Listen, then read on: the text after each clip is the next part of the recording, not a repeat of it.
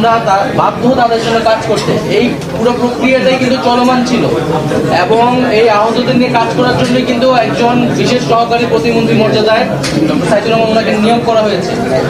তো এগুলো কিন্তু চলমান ছিল, কিন্তু আহত যারা তারা দীর্ঘদিন ধরে হাসপাতালে আছে, তাদের এক ধরনের ট্রমা আছে, এক ধরনের অনাস্থা আছে, নানা কারণেই তৈরি হয়েছে। কারণ রাষ্ট্রের অনেকগুলো সমস্যা কিন্তু আমাদের একসাথে মোকাবেলা করতে হচ্ছে।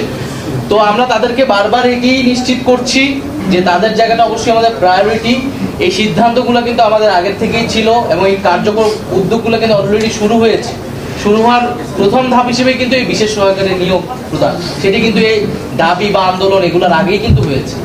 গতকালকে একটা অনাকাঙ্ক্ষিত পরিস্থিতি হয়েছে, এক ধরনের মিসআন্ডারস্ট্যান্ডিং হয়েছে, সেটির ভিতরে তাদের একটা ক্ষোভ তৈরি হয়েছে। আমরা রাতের বেলা কিন্তু ক্ষোভ যে নিরসন করা হয়েছে এবং ওনাদের সাথে কিন্তু আমাদের এর আগেও বসা হয়েছে এবং আমাদের কিন্তু ইনফরমালি ফরমালি তাদের সাথে কিন্তু আমাদের যোগাযোগ হচ্ছে। ফাউন্ডেশনে কথা বলতেছি, ব্যক্তিগতভাবে আমরা কথা বলতেছি। আমরা কিন্তু তাদের সাথে তাদের দাবি দেওয়াগুলো কিন্তু আমরা অনেক আগে থেকে শুনতেছি, আর দাবি দেওয়ার থেকে আমাদের জায়গা থেকেও এই উদ্যোগগুলো আছে। সরকারের জায়গা থেকে কিন্তু এটি সবসময় দেখানো হচ্ছে, সরকারি যে কোনো অনুষ্ঠান সবকিছু কিন্তু এই শহীদ এবং আহতদেরকে স্মরণ করা হয়, তাদের সুস্থতা কামনা করা হয়।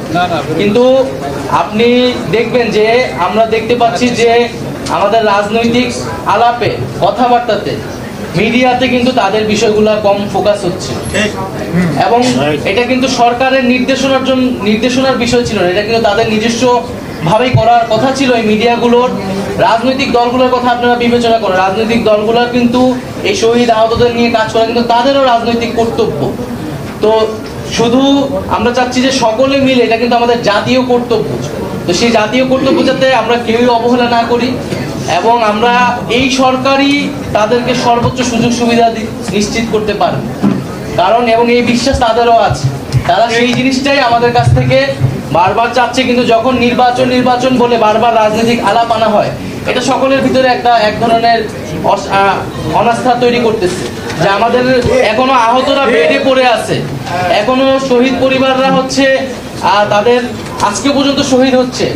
তো এরকম সময় যখন আমাদের পুরো জাতীয় পরিসরে আলাপ আলোচনা থাকা উচিত ছিল এই শহীদ পরিবার, এই আহতদের নিয়ে, সেই জায়গায় দেখা যাচ্ছে যে শুধু সরকারের উপর সবাই দায় চাপিয়ে বাকিরা নির্বাচন অমুক তমুক অনেক কিছু বলার চেষ্টা করছে।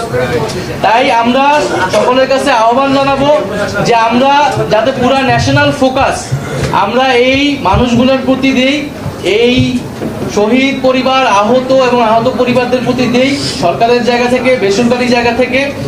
এবং আমরা আজকে একটি টাইমলাইন দেওয়া হলো যে 5 কর্মদিবসের মধ্যে একটি রূপরেখা দেওয়া হবে এবং এই ডিসেম্বরের মধ্যেই আমরা সবকিছু বাস্তবায়ন করতে চাই যেগুলো স্বল্প মেয়াদী আছে এবং দীর্ঘমেয়াদীগুলো উদ্যোগ শুরু হবে।